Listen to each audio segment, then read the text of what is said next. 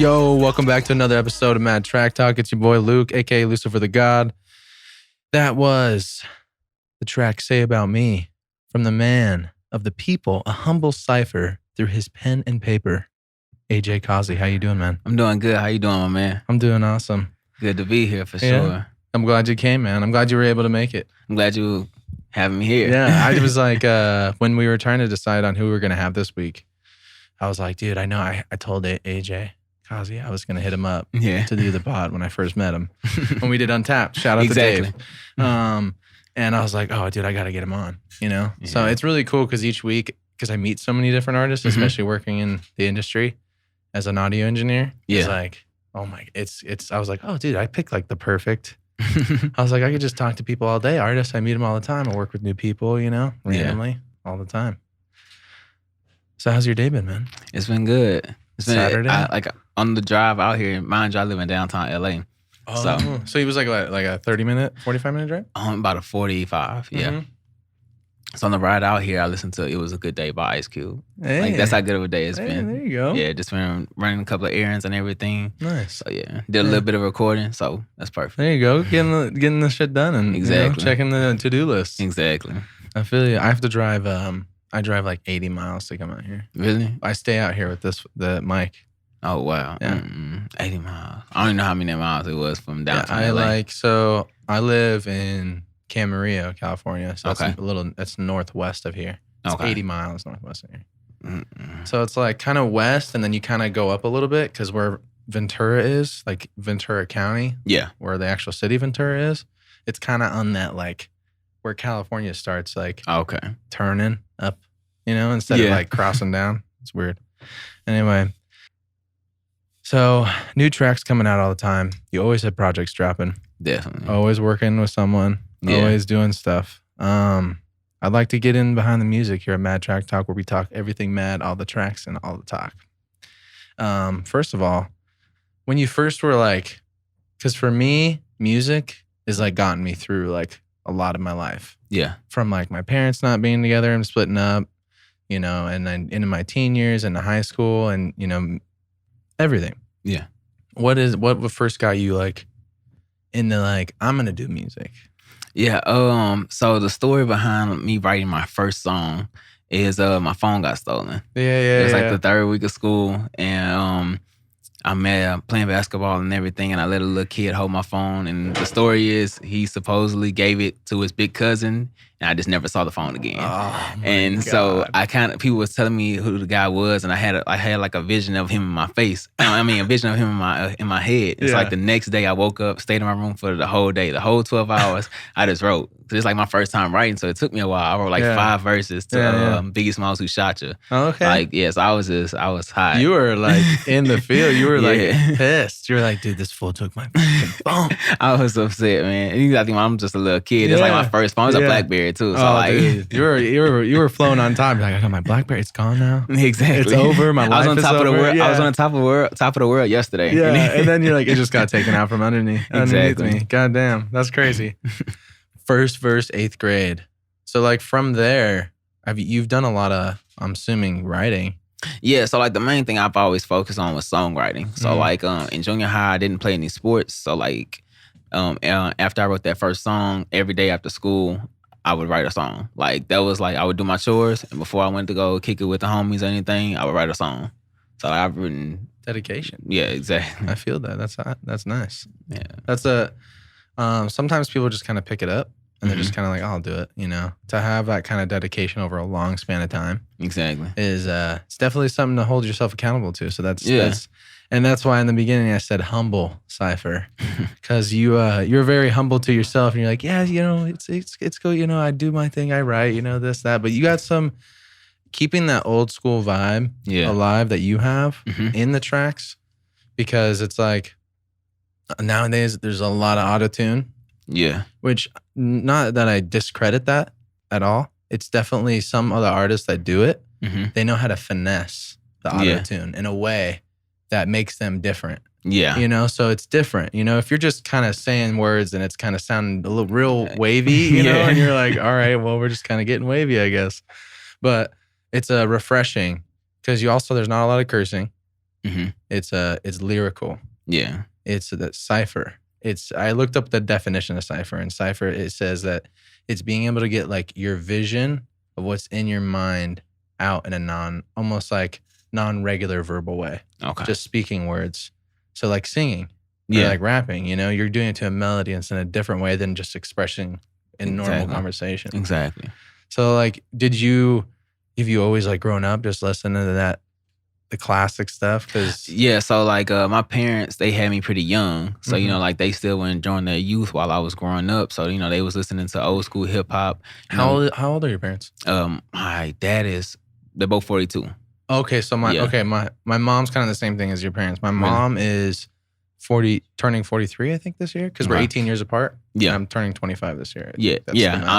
I'm 24. Okay, so my dad, we're the same age then. Yeah. Okay, cool. Yeah, I'm 24. My parents are 42. My mom just turned 42. Okay, gotcha. Yeah, in September. So yeah. Okay, yeah, same shit, dude. Same here. And then my dad he's turning 48. I think he's got his math. He's like, yeah, I'm turning 50 soon. I was like, no, you're turning 50 soon, dude. There's no way. You were 23 when I was born. I don't think that's how the math adds up. You're 48 probably, yeah, if anything. That's funny. So continue. Sorry, go ahead. About what you listened to as a kid. Yeah. So my mom, she always listened to like the old school classics and everything. And she would bring home these, you have like the CD guy coming around like to her job or through the neighborhood and everything, and he'll have like a whole mixed CD of like old school classics that he'll sell to like the grown-ups and everything, and she'll have those playing in the car, and I'll be like, Mom, can I have my own copy of this? Thank you. Hell yeah. So yeah, that's just how I got into Cop the CDs from your mom? That's different. Usually it's dad, Yeah. My mom was like, she was all country.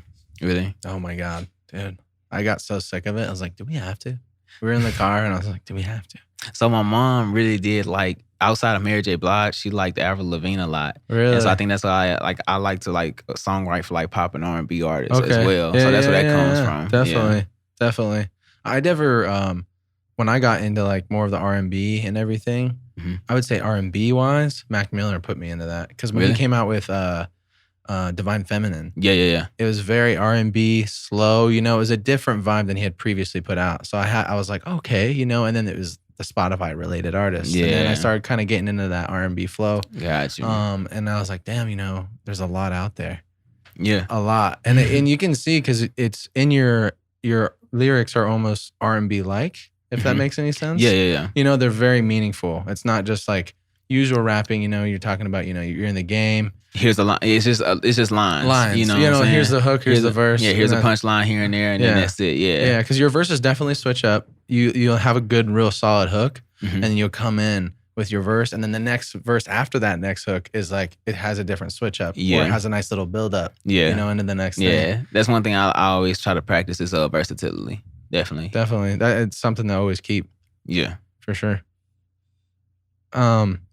So in those artists, did you get inspired from those, or was it like? So growing up, like the first artist I ever really liked was Usher, just because I simply liked performing. Smooth. Yeah, I know, right? Like that comes out of left field. But I liked one thing I've always thought about as far as like people in videos or performing on stage is like give people a show. Like one thing is like, especially like with like as far as today mainstream artists, we'll have a concert or something and it's like you standing in one place. So I've always liked that. And then rap-wise, I really looked up to T.I. Mind you, I'm from Louisiana, so I like the the Southern trap music and stuff growing up. But it's like with even from I've noticed. So I was listening to your music and I was like thinking about other artists like mainstream guys that have come out of the South or like the East Coast, and with the accent, there's definitely when you rap, it has a different like hit to it. Yeah. Like in Cali, we talk really fast and we pronounce our S's a lot. Yeah. So we're very like, yeah, blah, blah, blah, blah. We speak real fast, so we have a lot of that quicker, or we're just real, vibey and chill. That's kind of like how it goes. Yeah. But like, it's very interesting coming from, you said Louisiana? Correct. So when did you make the shift out here? I just made a year in August. Oh, okay. Yeah. Nice. Just made a year in August. How's it been to you? The first couple of months last year about this time, it was rough just because I wasn't used to the people. Y'all don't have Southern hospitality out here. So that was something different to get used to. But I think like I was born in Cleveland but I was raised in Louisiana. So I guess like the city life was like instilled in me. So it's like I was able to adjust like real easy. Like the first week, like I learned like the bus systems and everything, train systems. Yeah. In Louisiana, we don't have trains and stuff like that. Yeah. I can totally, there's someone, I can't remember who else I talked to, but excuse me. Oh, it was Aries. Mm-hmm. I asked her about her shift out here because she's not from the West Coast originally. She's from the East Coast. Really? Okay. And I was like, how was that? She kind of said the same thing. It was like the difference in the cultural things. Yeah. Like out here, it's very like independent. Everyone's on the go. Yeah. That's one thing I had thought about. I was like, no one has a best friend since kindergarten out here. Yeah. Like, type of deal. Because everyone's going and moving to the next thing. So it's like you have a new friend or you meet a new group. Yeah. Yeah. And I thought that was odd because like I still have friends from like 6th grade and everything, So I did think that was odd. But I mean, it teaches everybody to be independent and to be on their own and take care of their own business. You know what I mean? Yeah. But I can almost like, I would love to have that like Southern hospitality, like, oh, come over, because like there's something I like pointed out. It was to my parents. I was like, it's kind of weird. Like we don't know our neighbors. Yeah. You kind of like say hi to them every once in a while. Yeah, it's like, no, hey, Miss Johnson, yeah, how you doing? Like, oh, how's it going, Mr. So-and-so? How you been? How's how are the kids or how's, Sally or Johnny, whatever, Yeah. And like, I was just like, oh, it would be nice if it was just like, because more people, it's it takes a village, Mm-hmm. If you have more people that are on your side, there's more of that camaraderie and it spreads in the neighborhood. Yeah. So that's something that I've seeing fall short is it seems like everybody just minds their own business. Yeah. But they also have their nose in everybody's business at the same time I'm somehow. Like, what's going on here? And I was born here too. So for me, I'm like, dude, I wasn't raised this way. I was like, what are you guys following? What script do you have that I don't page? I don't know. But yeah, dude, it's definitely a different flow out here. Yeah. For sure. And dude, if you're still here and rocking, dude. That was the first thing, like the first couple of people I had met out here, they was like, man, if you make it past the 2-week mark, then you're making progress already. Yeah. It's, I've been out here, because I moved to Arizona for a while. Okay. So I was out there for about 4 or 5 years. Gotcha. So being out there and not having like the same vibe as out here, I really didn't dig it out there that much because there wasn't like access to the beach. Yeah. I really like being able to go out at night. Like if I like at like my parents' house in the backyard and sitting on the, or sitting on the porch, mm-hmm. being able to just go take a walk, and in Arizona, dude, it's so hot. Even at night. Dude, it's 109 degrees. During the summertime, it's 109 degrees at nighttime. And you can like see the heat coming off of the asphalt. Like if you live in an apartment building and you look down, you can like feel, if you put your hand out, there's like heat's rising. That's crazy. It's intense. That reminds me of back home, like it's hot. Because it gets humid there. Yeah, it's humid. It's humid. If it's 90 degrees outside, it's gonna feel like 108. Oh, dude, yeah. Because I even was out there. I've lived in so many different climates. I lived in northwestern PA. Okay. So it was super humid there, and we had gnarly winters. Gotcha. And when I first got there, which was camp, because I played football, so I did Hell Week, and when we did camp and all that stuff, it was 100% humidity, like 90 degrees, and you're like, dude, I could cut a donut out of the air right now. Like that Scooby-Doo episode where he cuts the dry ice out of the air, dude. That's literally what I thought about every practice. I'm like breathing, and I'm like, dude, I could just sit here. Oh my God. And they had the rule, did you guys have the lightning rule? If you ever got thunderstorms, you had to if it was within 30 minutes, another lightning strike hit, you had to cancel practice. You had to cancel, yeah. That's how it was with pools and everything. Yep, everything. You're just like, well, hit again in the past 2 minutes. We got to go inside. Crazy that you get that in Arizona too. Really? Yeah. I wouldn't think so. I guess monsoon season. Okay. It's crazy. It'll hit like you never seen. Shout out to Aries for monsoon season. That's a good ass song. Yeah. I was like, dude, you could just vibe to this, and then it comes in with this like nice hard ass. Verse. Yeah. I was like, okay, all right. So I can't wait to see what she has coming forward and everything. Yeah, definitely. I'm super stoked. Yeah. We had just worked in the studio last week on a song. Yeah, it's called Two Sides of the Lake. So be on the lookout for that next year, in the early next year. Early next year? Yeah. It's gonna come in like 2 days. It's gonna be like next year already. Like it's gonna be like maybe like February. February? Yeah. Well, with the current status of how everything's going, it'll probably go by quick because it's gonna be like we're either gonna cancel something or something crazy is gonna happen. So we'll see. You never know. You might be like, well, it's the end tomorrow, so we got to release it today. So how would you? I've listened to a lot of your stuff. How would you like describe to someone like what music you make or like overall? Oh. Truthful. Mm-hmm. That's one thing I can say. Truthful. I try to be as transparent as possible. You know, like one thing I believe in is that like, you know, you'll have people that tell stories that aren't true, and then as far as for me, I believe that even if the story is not mine, I'm telling somebody else's story that someone else can relate to. You know, so like I'm connecting them without them ever knowing, without them ever meeting. You know, definitely. You show that a lot because in the Untapped, when we did that recording, when you did that, yeah, you said one of your songs was for your brother. It's for my brother, the pedaling. Yeah, I had dedicated that to him, and I can't even remember the line at the moment, but I'm like one of the first lines. I think I heard the line, and I was like, oh, that's the line. That's why he said it's for his brother. I think he said something. Oh yeah, I can't remember it for the life of me. Yeah, but that was definitely dedicated to my little brother. Shout out to Lil Dito. Lil Dito, what's up? Do you get to see your fam or like talk to them? I talk to them often. Yeah, I talked to my grandma today. She yelled at me like she usually does, and yeah. But yeah, I usually talk to them. Hopefully for Thanksgiving I can see them and everything like that. You know, so I always remember to go back home and visit. Definitely. That's really, I just moved my wife and my daughter out here. Right. So. From Arizona? Yeah. Okay, so when I moved out here originally, I was by myself because I was interning and she had been working for Target and she was like salary job. Didn't want to just be like, peace.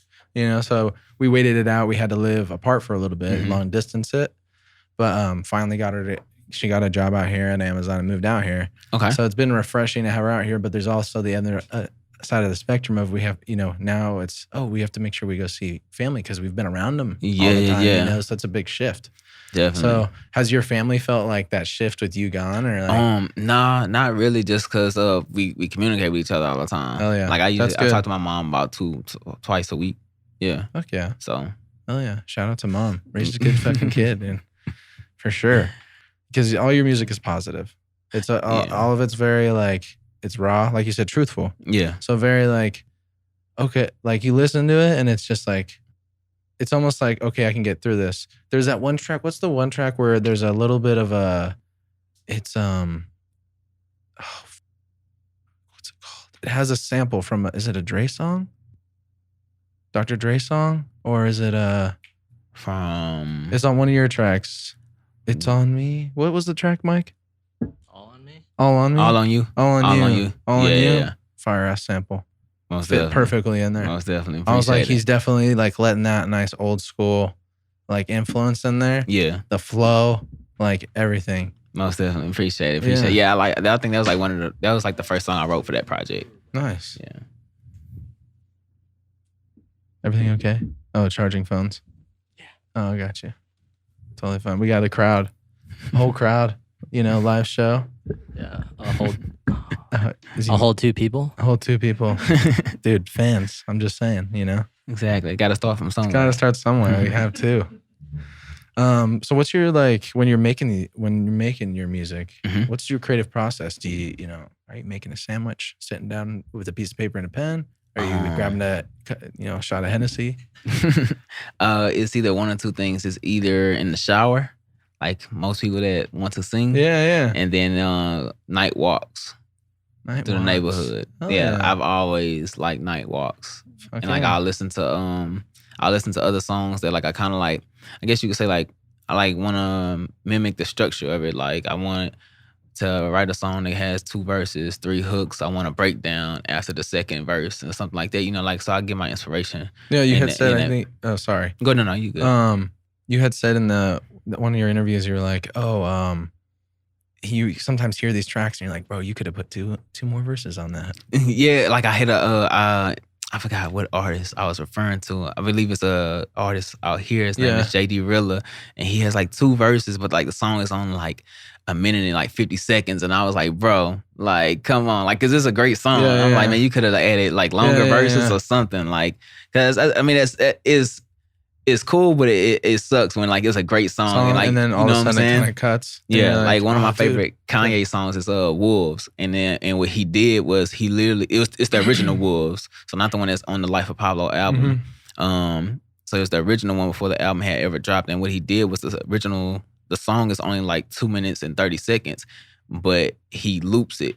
And so it goes again. So the track is really like 5 minutes. And I was like, man, I don't even got to start it over. But I love that song though, definitely. Oh yeah. Yeah, it's definitely like none of your tracks are just like, they definitely have like structure. Yeah, I mean, that's the main thing I try to, outside of writing, outside of versatility, I love the structure of a song. So like the main thing I've been working on lately is this project called Kansas. And the main process I had to do was structure the song. I want an artist to do the hook here on this song. I want verse come here. I want to break down here. Maybe the person that's doing the hook to do a bridge right here before the third verse comes in from another artist. I want to do the second verse on this song. So like it was a lot of structure. And it was very tedious, but like I'm almost finished with it. So I'm excited. Any reason you called it Kansas? So the first S is a 5. So as you know, like on my Instagram, it's Causey. Then the S is a 5. So is Kansas for 95. Say it again. The 5 is my angel number, which means adapt. It basically is the angel number is for adapting to change. Change is about to come. So I'm always ready for change. I'm always able to adapt anytime change is about to happen. And so that's what I would say.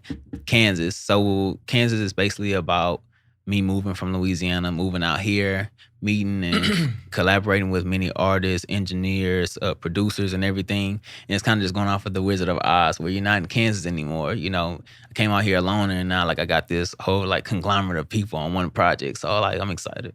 Nice. So yeah, that's where the name of it come from. How has it been like collaborating with people out here? Because I mean, every person we've had on here, we've had so many people from the IE area, you know, locally, that like everyone's collabing, and it's insane. Yeah, like I mean, I think it worked out in my favor simply because it wasn't like some random that just like DM'd everybody and was like, "Hey, you want to get on the song?" It's like, nah, like I seen you last Saturday. Get on the song. Let's collaborate. You know. And when you do these collabs, you've done a lot of performances. I've seen multiple videos. There's that one. It's called High Def? The High Def Cypher. That's why I met a lot of the artists that's on the Kansas project. Yeah, because the video is dope. I love that newspaper room they have. Yeah. It's sick. Yeah, that was pretty dope. That's why I went and I recorded earlier today for the second season. They're starting to roll out the second season and everything. What they're gonna do this time is not all the videos are gonna have the same background. Like they're gonna switch up sceneries and everything. So that's gonna be dope. Oh, nice. So just a little switch up. So do they do like? Is it like they like each season is just like a group of artists each dropping like, or like you guys have, because I know they noticed there's like a couple different artists on one video. Yeah, so they just like, they put us all in groups, whoever they think would fit best with one another. As far as like flows and stuff? As far as flows and as far as styles and everything. Gotcha. And who they think would be, you know, like who would work the best, who would complement each other. So. Nice. Have you heard of Black Noise? Black Noise. I want to say I have. One of the guys we work with, he's The Thought. What's his name? The Thought. The Thought. Okay, yeah. I don't think I heard it. He does a lot of work with them, and they have like, I think you look into them. They do a lot of that like the boom bap stuff and like old school hip hop. Okay. You would definitely, a lot of those guys you'd connect. We could definitely, we'll link you guys up because you guys perfect. Go off. Yeah, I definitely check into that for sure. Yeah, because the type of music you guys both do is like right on par, flow wise, energy. You know, you guys both have like the same way of like putting that message across in the best way with words. You know, and not saying it direct, but saying it. Yeah. You know, so that's what I love about rapping is that you're saying it, but you're not. Yeah, you can take it how you will, basically. You know. Who would you who's like been your favorite to collaborate with so far? Artist wise? Let's see. I don't know if I could pick a favorite. And that's not just what about energy. How about like energy in a session? Energy in a session. G Temp would definitely be one. He's on the track "Say About Me" as well. Okay, he does the second verse. Who else? When me and Aries had recorded, it was great energy in the session. Another artist, B Royal, he did a lot of like background vocals on the project, and so he was pretty good. Another artist, I can recall Freeze. His artist name is Freeze Too Cold, and he did pretty good as well. Nice. So like I have a lot of artists that's on there that's from here, that's based out here, but originally from somewhere else. Nice. So like I think a lot of nomads, exactly, coming out here and trying to do the same thing. Exactly. I got like one artist that's from New Orleans as well. So I was like, you know me, you got to get on the song. Like we both out here. Yeah. Got like a couple of artists from New York, couple of artists from Baltimore. So yeah. Spread. Yeah, it's all spread all over the place. Got a girl from North Carolina on there. So nice. Hell yeah. Who's the one from North Carolina? One giggling in the background. It's one of our fans. I mean, we're that famous. We have an artist, another one here. We're so famous, people. So like and subscribe. Thank you so much. Yeah, dude, the collaboration out here, like I was saying earlier, is just the energy. Yeah, honestly, I thought it was going to be tough. But like I said, maybe to my advantage because of the cipher and everything, I already had that direct connection with them. Yeah. You know, I think that's why it worked out perfectly. Yeah, God knew what he was doing. Well, and like, I mean, the shift in time of music industry now is it's not as like aggressive. Mm-hmm. It's not as like, hey, like if we're both rappers and I'm like, I have my flow, you have your flow, like I'm not going to share my secrets with you. Yeah, it was kind of like that for a while. Yeah, and then now because of the internet and because everyone's sampling everybody else, you know, it's like everyone's like, bro, like if we all come up, we all come up. Exactly. Like this is a job. Exactly. A career. Exactly. Like for all the artists that like turned me down for the project. Like, my main thing I was telling them, I was like, come on, like, we got the same amount of followers, let's switch them. Like, why not? You have all of mine, I have all of yours, we double up at the same time. Yeah. Like, come on. Yeah, why not? Exactly. That's like the main thing we've noticed, me and Mike, because we do our podcast here, and then we do music videos too. So we've noticed it's just like, why not, dude? Like, why wouldn't you? Because like, it's just more people you're reaching. Yeah, more of an audience, getting that reach, especially nowadays. I mean, how's the shift been for you with COVID? I mean, how's that been? As far as music wise? Yeah, like has it been a kind of like, I kind of say this and people kind of like cringe a little bit, but I say blessing in disguise because like this was this time where it really does suck. You know, we're stuck, but like. Because I think that was one thing that worked out in my favor as well because the artists that I worked with, they couldn't solely depend on performances and stuff like that, you know, to get more fans and everything. So it's like, bet, do this song with me and I'll post it, tag your name in it. Here go, you can have my fans, bet you repost it, I can have your fans. There we go. You know, so it's not like you gotta sit out for a year on the on the sideline or anything. Yeah. Have you done like any like streaming stuff or anything like that with anybody? Like online, like a live show or anything? No, I haven't done a live show yet. I want to though. I definitely want to. That's why I've just been trying to get all the music together and everything so that I can prepare to do so. Because I wanted it to be big. I am working on having a concert though, closer to the end of the year. Yeah. Hopefully this will die down and everything. But November, my friend. Yeah. That's the decider. Yeah. Yeah, definitely. Hoping on that. Hell yeah. No, it's been a huge shift. It's with like we've even here because we've started doing streams. We do a stream called Essential Saturdays and Ripple Effect. Where?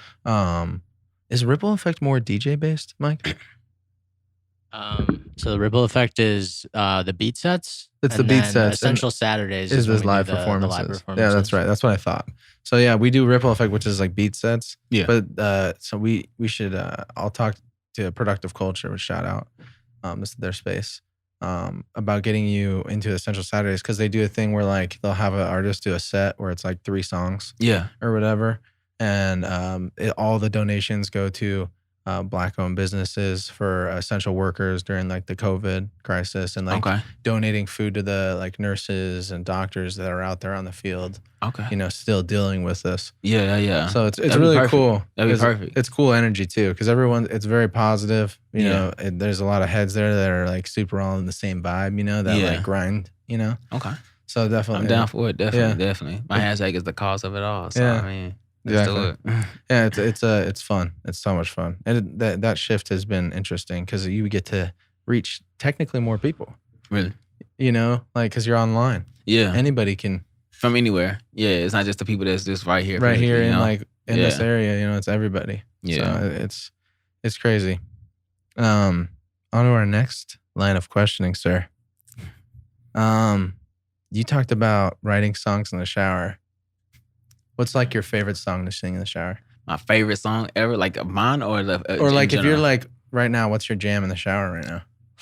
Definitely. So I'm a big The Weeknd fan. I'm not ashamed to say that to anybody. Yeah. Belton. Yeah. Hell yeah. I hope you hear this. Yes. We got to get Rob audio from this.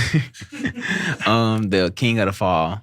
Like it's not on Apple Music. It's just the video that's on Apple Music. So I just put that on repeat while I'm in the shower. Dude. And like I was singing. Hell yeah. Dude, I sing in the shower. That's probably the only time I'm like comfortable to sing. Because I'm just like, hey, I sound okay. Yeah, it's not, better acoustics in here, Yeah. A little bit more verb, slap back delay. It makes me sound good, And the funny thing about it is that's a long video. So it's like I'll stay in the shower for like extra time just to make sure I finish the song off. Hell yeah. That's rad. That's good energy. Damn. The Weeknd. Yeah. I've been on, what have I been listening to? I've been so like all over the place. Really? Just because like I'm like, it's like it seems like everybody's kind of releasing music, so it's hard for me to like, pick your favorite. Like my favorite right now, and like I'm so busy and like got so much stuff going on. I'm like, dude, I don't know what the vibe I'm going for. Do I want chill? Do I want like let's go? Excuse me.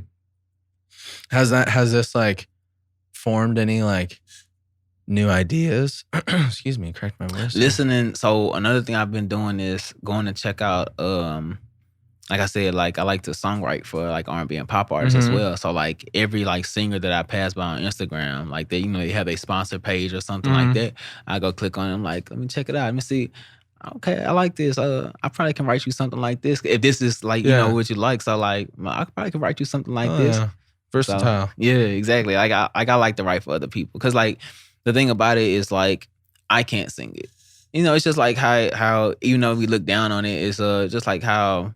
Like ghostwriters for rappers and stuff like that. Like, imagine certain songs they can't write. Yeah, like imagine Lil Jon trying to rap the Astro World album. You know what I mean? Like it wouldn't sound the same. No, exactly. So I mean, I understand it in certain aspects. I mean, and that's a crazy talent to have to like kind of feel someone else's vibe. And gonna be like to feel. That's what I'm saying. Because like that's the thing about it. Like to feel like somebody else wrote these words and it's like you made it 10 times better. Yeah. Like that's a gift within itself. I try to write. Mine's usually very like poetic and very rhythmic, rhyme scheme, I guess, based, not as like free flowing. Because you can switch a lot more stuff up in hip hop. Yeah. It doesn't have to be as clear cut as like when you learned how to write a poem in the English class. Yeah. So I think I get caught up in that. Yeah. When I try to, right? I leave the writing and the singing and the performing to the artist. I just like writing. Yeah, writing is my favorite process of making a song. Like I love writing. Like recording, I'm standing up, so my knees hurt. And then I'm in a hot box. I'm like, nah, man. Do you ever sit down and record? No. Dude, I have seen people do it. And I don't know why it bothers me so much. I don't have much breath standing up, so I'm definitely not going to have it sitting down. I'm always like, you could totally get like this whole verse out in one breath if you just stood up. Exactly. And just used your breath into your stomach and just controlled it out. Yeah. And then I like to move and stuff a lot. So imagine me sitting down and like trying to record a whole song and it's like an aggressive raw song and like I knocked the water bottle over and now that's in this take. Is when you perform, when I notice like watching all of them, you have like good energy the whole time as far as like movement, interaction, and everything. Does that draw from anywhere, or is that just like you just feel? This has nothing to say about my personality, but when it comes to performing, I like to be in control, and so how I maintain control of the whole area that I'm in is by locking eyes with everyone. So I always like if I'm rapping this line, I'm locking eyes with you, pulling you to me, and I'm going to the next person. So it's like I'm taking souls at the same time. Nice. So yeah. So almost like pulling them in without even really pulling them in. Yeah. You're using your bodily language exactly to enforce that exactly motion. Never thought of it that way. Controlling the atmosphere you're in, especially in a live performance. Exactly. Making locking eyes with that person too. Yeah. Locking eyes with that one person makes them feel like they're the only person that I'm talking to in the room. Yeah. Makes them feel like connection with you. Exactly. It's not just some guy on a stage. Exactly. Yeah. Fuck yeah. I only got one gold chain, so. Not 2 chains. What do you think you'd be doing right now if you didn't have music? If you weren't doing like music career, what do you think you'd be doing? This is a hard question for any artist to answer. Because you're like, I can't imagine myself doing anything else. I have no idea. Because you think about all the artists that work a 9 to 5 at the same time. What's the purpose of them working a 9 to 5? To pay for studio time, to pay for videos, to pay for recording time, to pay for gas to go to a podcast interview. Definitely. You know what I mean? Yeah. So it's just it would your 9 to 5 would have no purpose, if you didn't have your music. Yeah. So in all honesty, I'd just be living day in and day out, worthless, feeling worthless. That's a really good point to bring up because even me as an audio engineer. Mm-hmm. That's something I feel. You feel this constant questioning of yourself. Yeah. Of am I good enough? Am I doing this right? Or am I do I sound good? Yeah. Because me as an audio engineer, when I mix someone, I'm like, did I make them sound good? Are they sounding better than they thought they would? Or am I surprising them? I want them to be like, holy shit, this is when I was sleeping and dreaming and I heard this song. That's what I thought. That's what I thought. Yeah. That's what I want to get for them. Yeah. Because seeing that look on their face and oh, dude, that's fire. That's what I wanted. That's the best.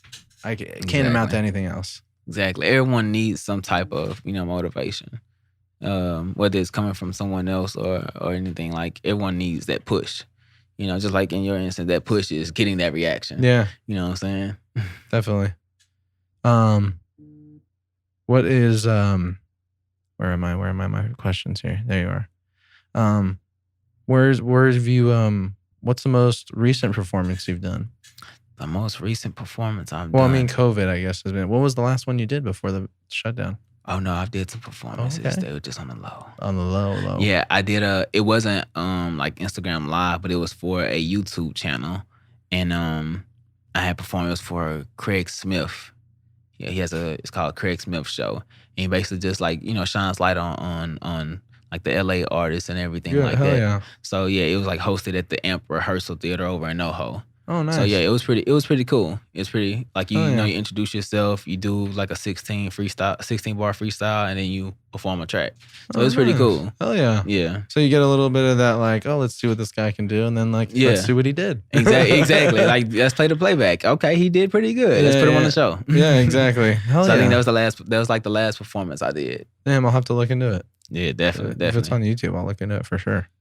What has been your favorite performance, you think, so far? My favorite performance will definitely have to be for Nipsey Hussle's birthday on Hollywood Boulevard last year.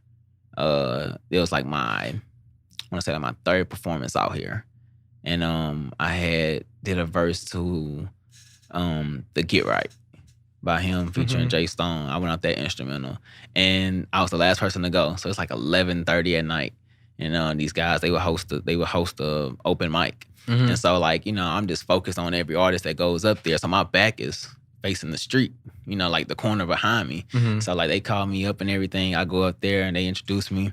I grab the mic, I turn around. I'm like, why did everybody stop? Because everybody was just walking across the street and everything. They were just waiting there at the corner, walking across the street. But it's at that moment I grabbed the mic, everybody just stopped. And they came over there and I was like, hell yeah. All righty then, I guess so. So that, yeah, that was him. Yeah, so that was definitely my favorite performance. I don't think I'll ever.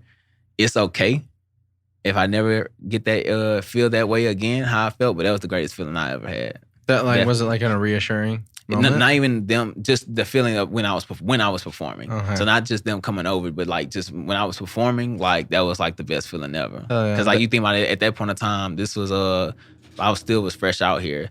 So like this is my third performance out here, and then I went from performing in Louisiana to performing on Hollywood Boulevard. Yeah, you know what I'm saying? Definitely. That was something different. That's a big shift. Bro. Yeah. Like to make that jump. Not a lot of people do that. Yeah. I think Joe Rogan said it on his podcast. It was in the past month or so in the beginning of the summer. He was like, if you're not here in California trying to make it or do something, like, then what's the point? You know, because if you think about out here, the reason why people come out here is because there's a lot of the businesses that are entertainment based. Mm-hmm. You know, you're trying to become an actor or an artist or do something art based because that's big out here. Any of the big cities that have a lot of culture, that's usually how it goes. Yeah. So and he was like, if you're just here and you're complaining about the status of this place and you're just living here, why not? You could sell your house for stupid. Excuse me. Yeah. For so much right now. Especially, you should do it right now because right before the market crashes, dude. Because as soon as COVID is over and stuff, you know, we'll see what happens because not everyone's been able to pay their mortgage and rent because of the shutdowns. Yeah. So it's like, we'll see what happens. It sucks, but like, we're going to have to figure it out, I guess, you know? Yeah.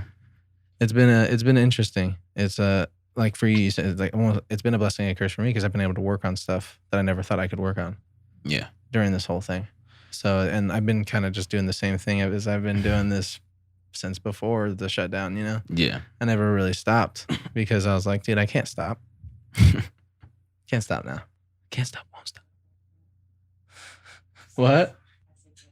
Yeah, we can't stop, won't stop. I mean, the background just keeps talking.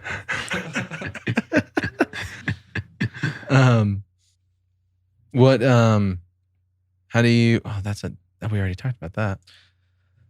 Oh, what is it for performing? What's your favorite song to perform?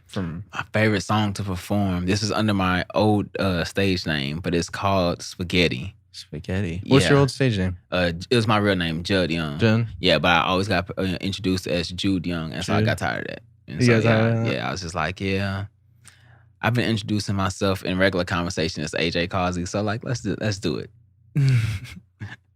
I mean, I can't imagine because I get I've gotten loose because my name's 3 letters. It's L-U-C. Mm-hmm.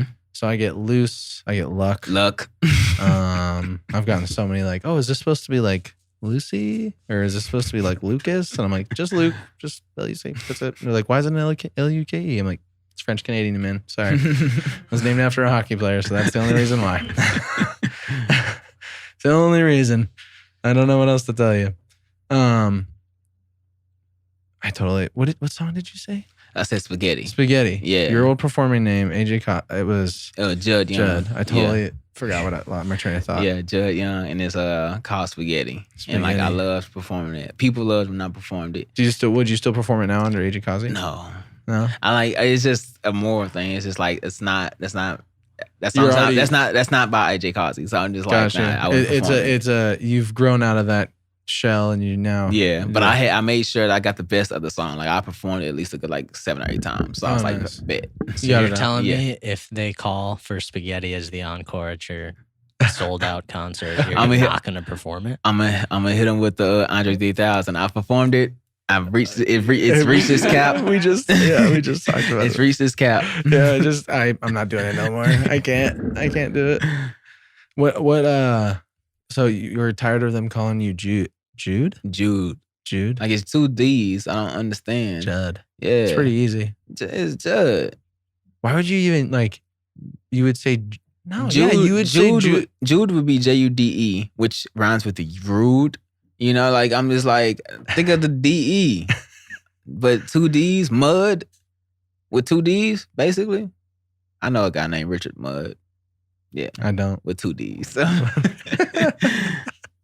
Richard Mudd. Yeah. Mr. Mudd. I got something to tell you. When you, what's one of the musicians you would say you admire the most nowadays? J. Cole. J. Cole? Yeah. Why is that? Because we both. So, no. And I just real quick story. So before Judd Young, my name was J. Kidd.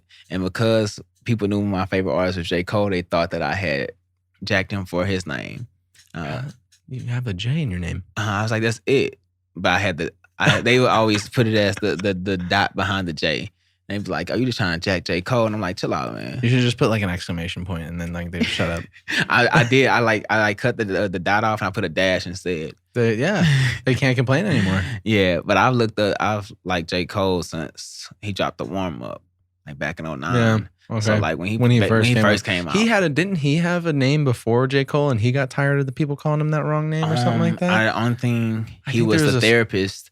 There was another artist. He had another name as well. I think it was him or someone else, or even maybe Logic. He's like, I went by a different name before. I think it was Logic. He was like, dude, they kept calling me the wrong name. Yeah, he's talked about it on Rapture, a show on Netflix. Yeah, the Netflix show. Yeah, dude, that show was rad. Yeah. Did you watch that? Yeah, I watched like a couple of episodes. Just like his I chose who I wanted. Yeah, who you wanted to watch. I was like, I don't really feel like listening about this one. Sometimes it'd get a little drawn out. I'd be like, right, he wasn't that crazy. Relax. Yeah. Like, let's listen to the real names. All right. One of my favorite artists from back in, like, I guess you could say classic, like old school hip hop was Big L. Big L, really? Big L, yeah. Yes. Who would be like from that time as your like number one? Nas. Yeah. Another great. Yeah. So and even when I say Nas, like that just goes up, from J. Cole, Nas. Yeah. Like, yep. Two lyrical geniuses. Yeah, I'll make a song and call it "Let Nas and J. Cole Down," and then they can get on the remix. Perfect, free of charge. Yeah, there you go. Hey guys, come on down. Let's get you on a track. Yeah, free of charge. Yeah, please. This is a fun question. You've been in Louisiana. You've lived out here. When you were like, these are fun questions. What's the most trouble you ever gotten into? Like out here or even out there, like something like I was with my homies and like we were just like, fuck this later.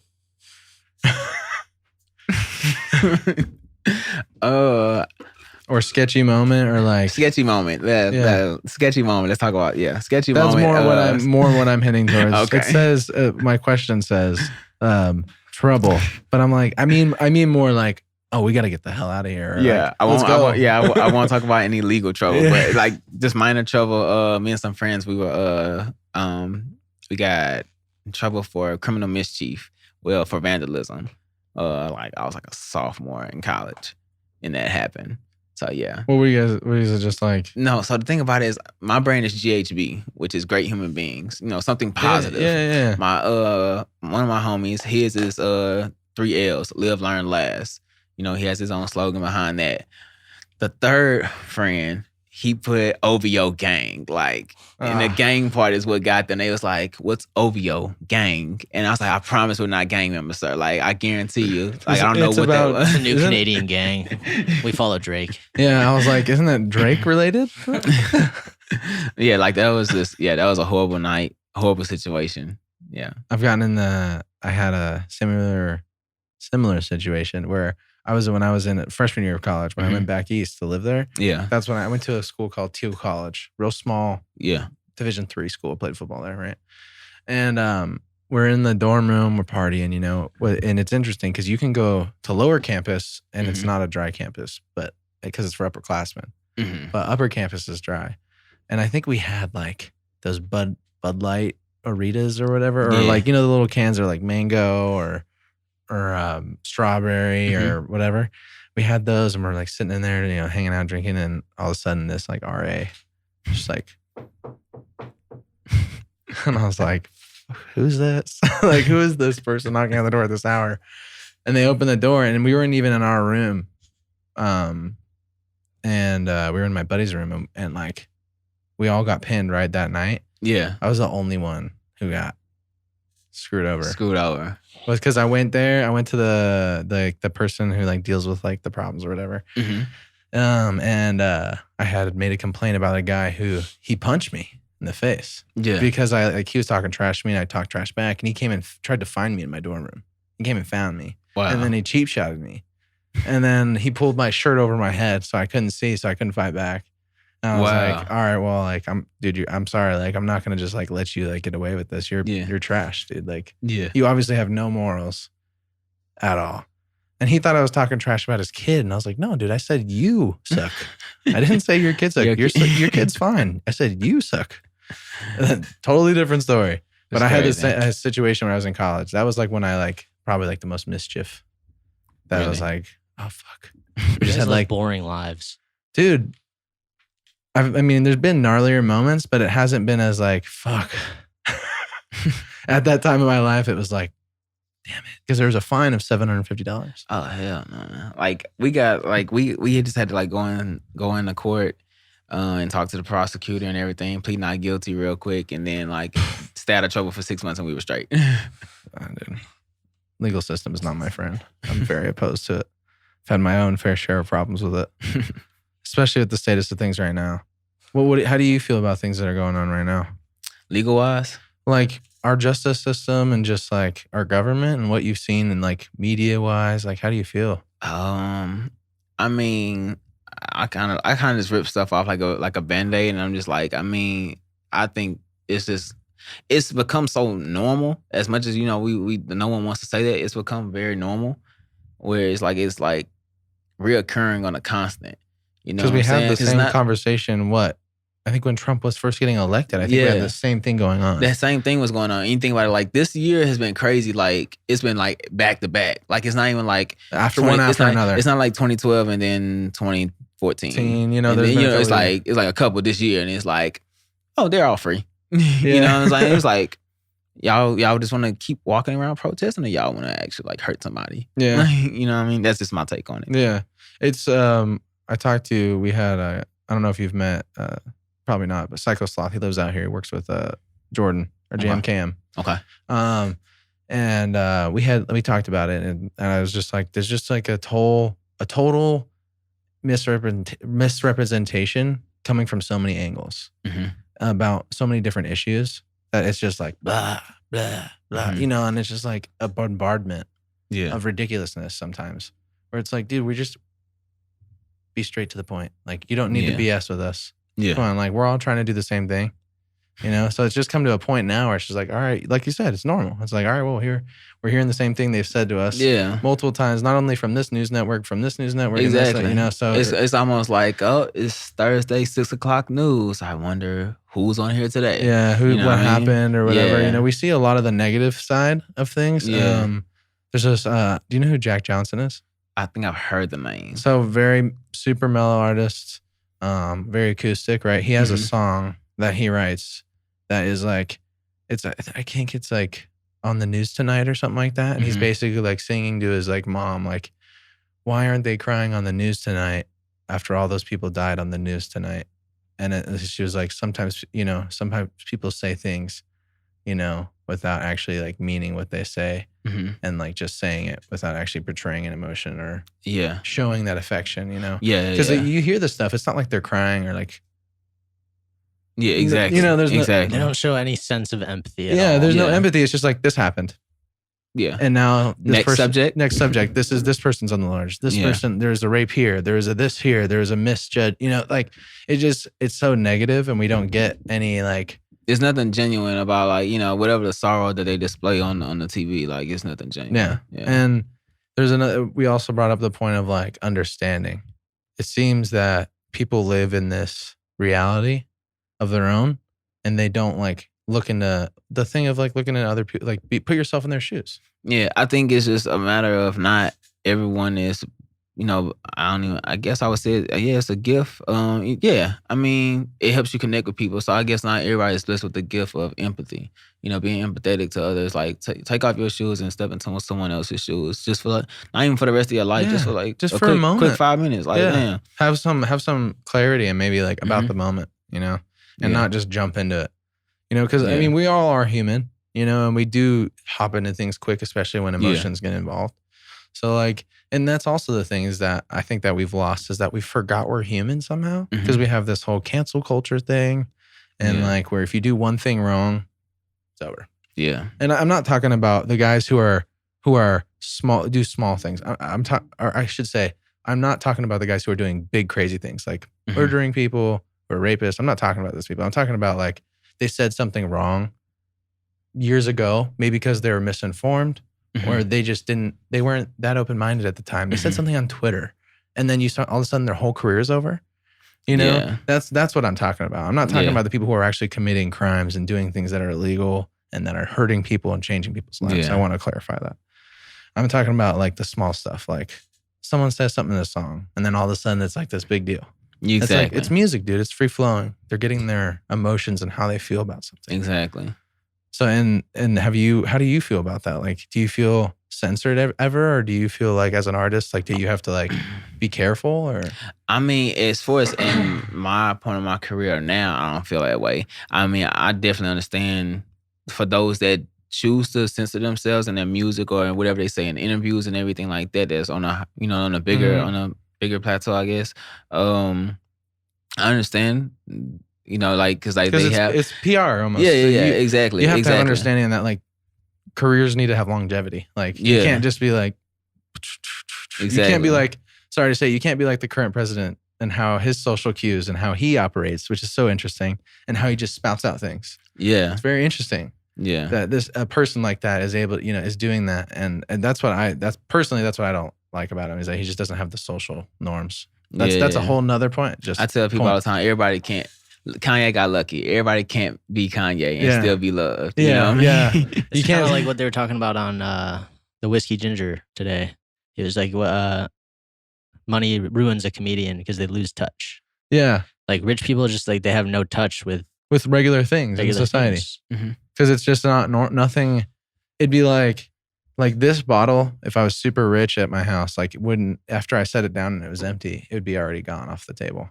Because someone would have came and just cleaned it up for me.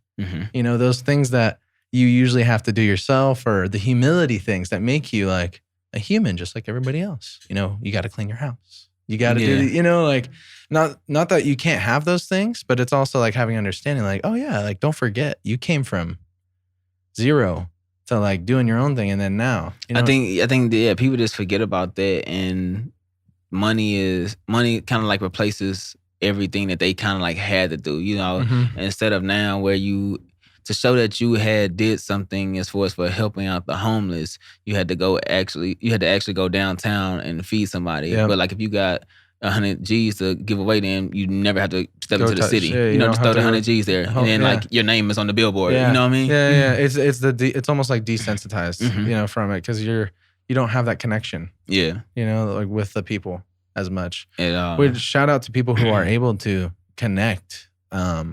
What's his name? Killer Mike. What he does and how he connects with his community, and which is awesome.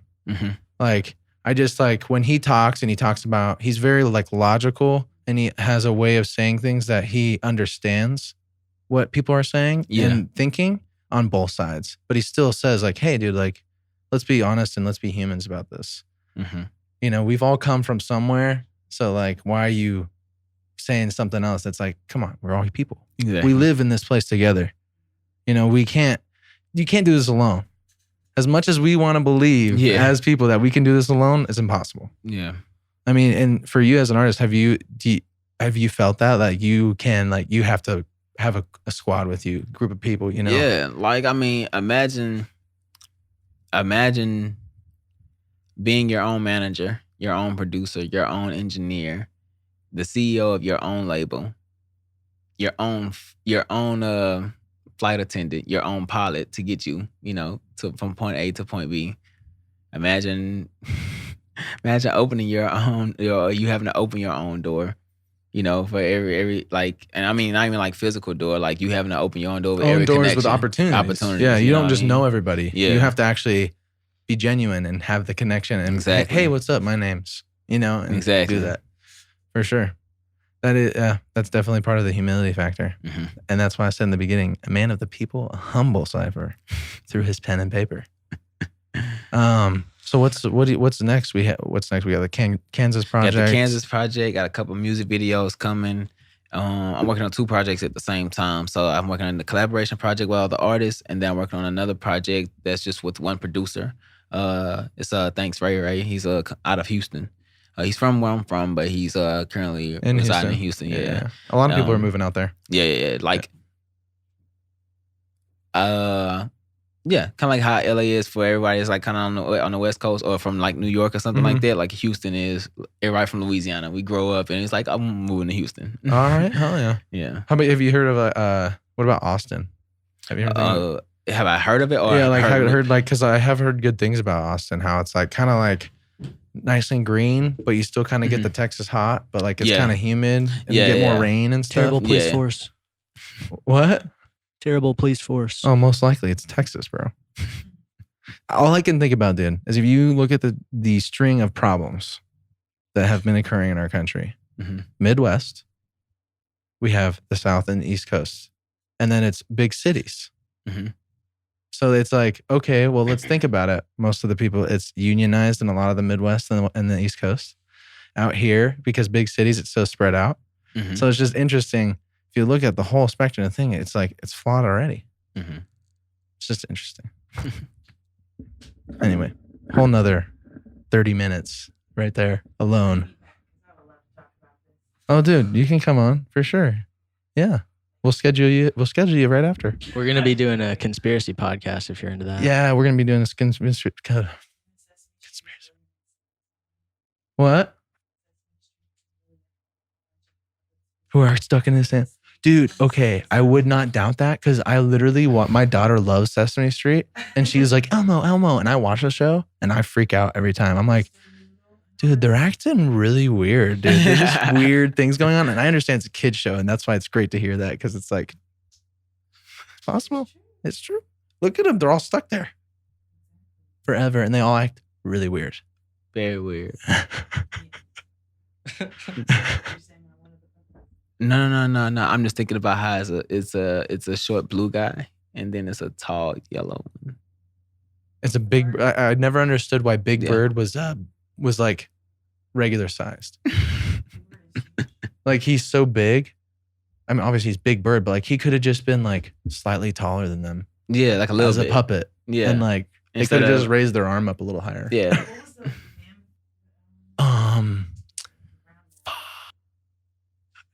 I don't know why this is popping. I want to say Squanchy, but that's from Rick and Morty. I can't think of his name, but he was always with Big Bird. He's always hanging with Big Bird. Dude. Did you like Weird Al? Weird Al Yankovic? You ever hear any of his stuff? I didn't have a childhood, so I know nothing about. Bro, the reason and he had this one song. It was like Oscar's on the run. Big Bird's got a gun or something like that, and like Elmo's got a gun and stuff like that. It was awesome, and I always think about that. I remember being a kid and thinking that's the only connection I had with Elmo. Really? And like Sesame Street was Weird Al singing about him being on the streets. Well, man, it's been a pleasure. Thank you so much for coming out. I had a blast. Definitely. I hope you enjoyed yourself. Definitely did. Thank you. Tell us where we can find your music. Oh, you can definitely find my music at on YouTube at Aj Causey, and then on Instagram on Instagram you can find me at Causey at CAU 5 EY, and the link in my bio has all my links to go into his link tree, guys. Yeah, exactly. That's the best way to go about it. Exactly. I have a music video for YouTube. I have the High Def Cypher link in there, as well as Untapped Magazine link in there. All my links for interviews, everything is in my link tree in my bio. That's at Causey at CAU 5 EY. Catch him, guys. Check out Aj Causey. Quick shout out before we head out. I guess you could say this is almost like our sponsor shout out. Shout out to Productive Culture. This is the space we're in. It's owned by Productive Culture. Our man JMKM helps us out a lot.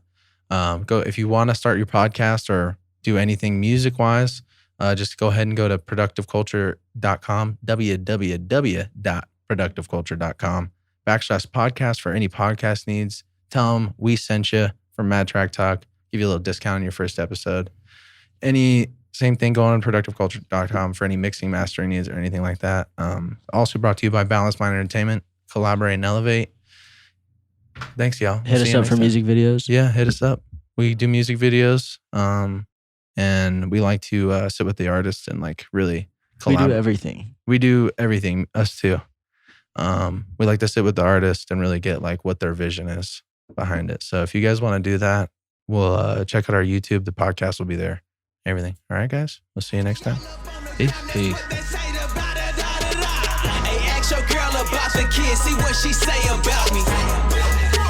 The cause of it all. Look, niggas claiming that they top dog, but slipping hard with their socks off. I'm EJ with a blacklist. You screw a nigga getting blocked off. Showing off with the top down when you close that, get knocked off. Meanwhile, I'm the Bojack at the Rock's house. Wait, let me explain. Been 10 down since 8th grade, screaming 6 foes over benzos. I don't carry 9s, but a Smith & Wesson 357s out the window.